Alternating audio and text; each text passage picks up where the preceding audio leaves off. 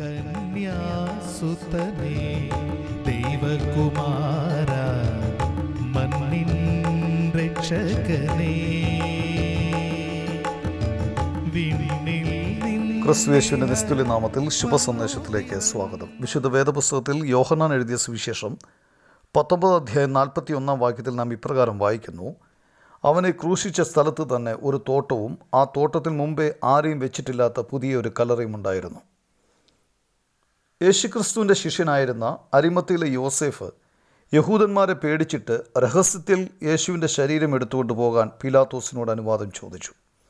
പീലാത്തോസ് അനുവദിക്കയിൽ അവൻ വന്നു അവൻ്റെ ശരീരം എടുത്തുകൊണ്ടുപോയി. നിക്കോദിമോസും ഏകദേശം 100 റാത്തൽ മൂറും അകലം കൊണ്ടുള്ളൊരു കൂട്ടും കൊണ്ടുവന്നു.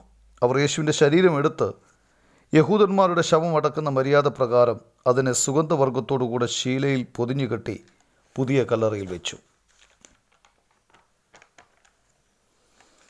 യേശു ജീവിച്ചിരുന്നപ്പോൾ തല ചായ്ക്കുവാൻ ഇടമില്ലായിരുന്നതുപോലെ താൻ മരിച്ചപ്പോഴും തൻ്റെ ശരീരം വയ്ക്കുവാൻ ഒരു കല്ലറയിലായിരുന്നു. അരിമത്തിയിലെ യോസെഫിൻ്റെ കല്ലറയിലാണ് അവനെ അടക്കിയത്. സ്വർഗത്തിലെ മഹാദൈവത്തിൻ്റെ മടിസ്ഥലം വിട്ട് മണ്ണിലേക്ക് വന്നപ്പോൾ കന്യകയിൽ നിന്ന് യേശു ജനിച്ചു. മനുഷ്യൻ്റെ അപമാനവും നിന്ദയും സഹിച്ച് ക്രൂശിൽ മരിച്ചു, കല്ലറയിൽ അടക്കം ചെയ്തു. 3-ാം ദിവസം മരിച്ചവരുടെ ഇടയിൽ നിന്നും ഉയർത്തെഴുന്നേറ്റു. ക്രിസ്തു വീണ്ടും വരുമ്പോൾ നാമും രൂപാന്തരപ്പെടും. ക്രിസ്തു മരണത്തിന്മേൽ ജയം കൊണ്ടാടിയതിനാൽ നാമും മരണത്തിന്മേൽ ജയം പ്രാപിക്കും. പാപക്ഷമയും നിത്യജീവനും ദൈവം നമുക്ക് നൽകിയിരിക്കുന്നു. യേശുക്രിസ്തുവിലുള്ള വിശ്വാസത്താൽ നിങ്ങൾക്കും നിത്യജീവന് ഓഹരിക്കാരാകാൻ ഇടയാകട്ടെ. ദൈവം നിങ്ങളെ സഹായിക്കട്ടെ.